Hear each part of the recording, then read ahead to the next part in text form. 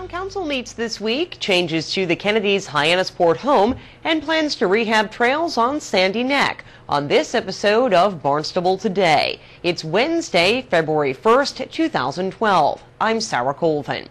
Town councilors and other town leaders spent this past Saturday with former superintendent of schools Patty Grenier for a team-building exercise. Council President Fred Chirigotis and Vice President Jan Barton discussed the exercise at Tuesday's press conference. Performance team-building workshop, and I thought it went very well to help set parameters on how high-performance teams work together and what are some of the considerations that we have and some of the things some councilors think we need to work on, and other things we do pretty good at.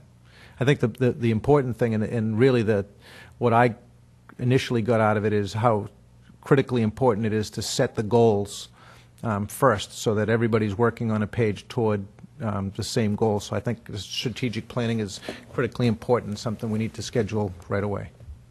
I mean, we pretty much work towards the same goals, but if we all do that as a team and build that, what's the ultimate goal, then we can work in that direction much quicker and much better. I think the one thing that was illustrative was our ending, the exercise we did at the end, where we all were asked to separately come up with an opinion on something we'd read. And then we had the opportunity to do it again in a group. And interestingly enough, we were all more successful with answering the questions as a group. And it led us to the conclusion, which we had already reached by going through the exercises, that even though we all had different opinions, we all did better working together and discussing things respectfully as a group. And I think it was a nice way to end it and a nice thing to take away from it. The Hyannisport home of the Kennedy family could soon be open to the public now that it's being donated to a nonprofit organization. Acting Town Manager Tom Lynch responds to questions about the property asked during this week's Town Council press conference. The town received the same notice that you did yesterday, although we we'll be setting up a meeting with Michael Ford, who's the trustee or the trust that's involved with that. He did indicate that he would like to sit down with town officials. Would be sure to involve the council with that process.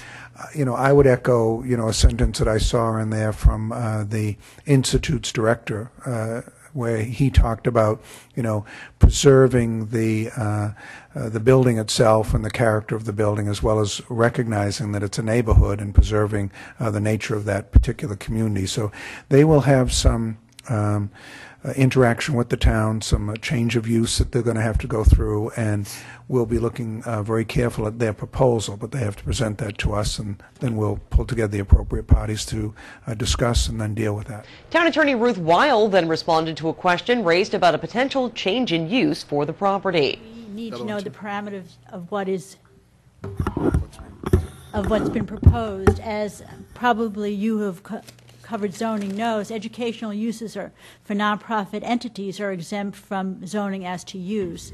But again, the discussions that the acting town manager indicated are in the offing will have to determine what the parameters of the use is and whether it fits into the nonprofit educational use exemption. So I think all those details need to be worked out. I think the family has been, and its foundation is very sensitive to the concerns of the community, and at least from what I saw in the press release, the use didn't contemplate large tour buses going to the compound.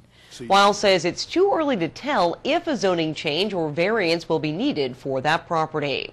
When Town Council meets this Thursday, they'll also discuss funding to remove asbestos at Barnstable Municipal Airport, a $50,000 grant from the state's Gateway Cities Parks program, a $10,000 grant from the Cape Cod Cooperative Extension Program Land Management and Wildfire Grant, and discuss a resolution creating a Massachusetts authorized cultural district called High Arts. The Conservation Commission also met last night. They heard from Nina Coleman, Sandy Neck Beach Park manager, about a plan to stabilize an area of Marsh Trail 5 and reroute an area of Marsh Trail 4 in order to improve access. And I have to say that this project has been many, many years in the making. It's an area that's always been very problematic for flooding. We've been working on Marsh Trail repairs for many years now and sort of working towards this problem. I have to say that it's pretty much the #1 area of complaint when the cottage owners go through because it puddles for long periods of time on either side of high tide. And as such, I did make a commitment that I would try to address this as soon as possible. So it seems to be the factor that's keeping people from driving the marsh trail, cottage owners from driving the marsh trail and choosing escorts, which of course means additional trips down the beach in front of our piping plovers during nesting season. So having started the whole conversation with that piece of information, I think there's basically 3 different pieces to the proposal, and I want to start with the hardest one since I think that's probably what the most discussion is going to be about. And basically, it's Area B. It's the longest area on your plan. This area, the tide comes in from the marsh side through a ditch, a mosquito ditched area, and then flows down the road and then up into a very long and complex salt marsh system on the interior of the beach, or on the south side of the marsh, on the north side of the marsh trail. And because it has that complex hydrology, it took a long time to figure out how to address it. I did take, most recently, I took Donald Liptek from NRCS out to the site, and he suggested what we're proposing today, which is to not to build the area up. We're not suggesting to build a road up high above the tide. Rather, we're suggesting to bring the grade up, because right now it's these deep puddled areas, but to bring the grade up so that it's even with the marsh, which is on either side of the marsh trail, and use these big semi-angular stones. So the theory is that the water will actually flow through the stones down the marsh trail and into the interior marsh, and then out again when the tide goes out.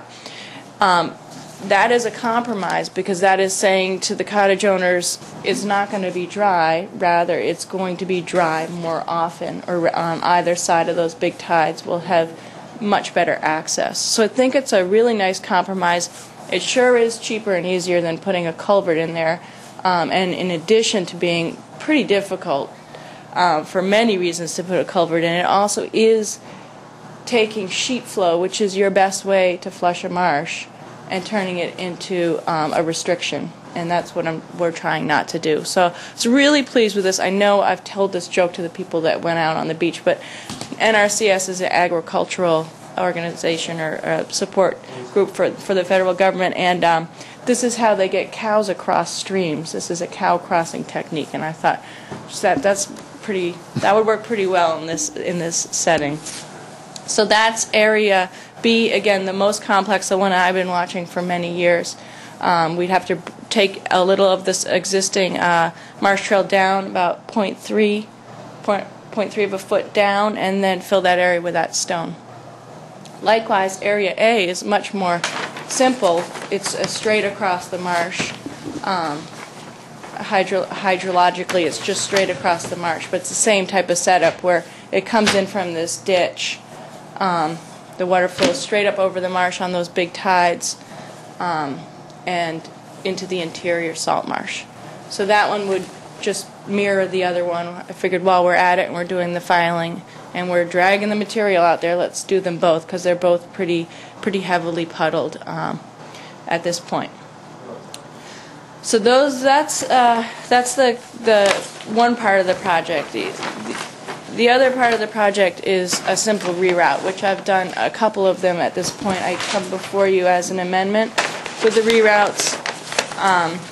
I took some commissioners out to that location. It's basically taking the marsh trail in an area where it is in salt marsh. There is no salt marsh grass or spartina in that area because vehicles have been driving, but it's that low. It's an area that can be restored to salt marsh, and bumping the trail up into the dune system, which I think is a very appropriate way to deal with marsh trail, rather than fill that marsh in that wet area. So the Conservation Commission approved the plan with 2 conditions. With Barnstable Today, I'm Sarah Colvin.